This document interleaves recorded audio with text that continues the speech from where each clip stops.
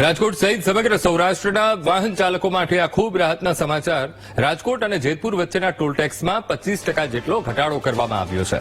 સ્થાનિક લોકોના સતત આંદોલનનું જ આ પરિણામ છે અને ટોલ કરમાં ઘટાડો થતા હવેથી સિંગલ સાઇડના ફોર વ્હીલરમાં 35 રૂપિયાનો ટેક્સ વસૂલ કરવામાં આવશે. અગાઉ 45 રૂપિયા ટેક્સ વસૂલ કરવામાં આવતો હતો, તો રિટર્ન ટેક્સ અગાઉ 95 રૂપિયા હતો, જેમાં ઘટાડો થતા હવે 70 રૂપિયા થઈ ગયો છે.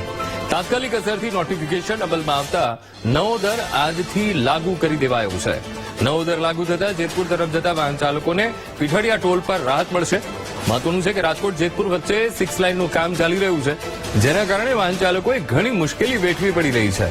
રોડ પર ખાડાઓના લીધે ઘણી વખત ટ્રાફિક જામ પણ થઈ જતો હોય છે. આ સમસ્યાને લઈને લોકોએ અનેકવાર વિરોધ કર્યો હતો, રજૂઆતો કરી હતી, પણ વારંવારના વિરોધને ધ્યાનમાં લઈને નેશનલ હાઇવે ઓથોરિટીએ વાહન ચાલકોના હિતમાં આ નિર્ણય લીધો છે.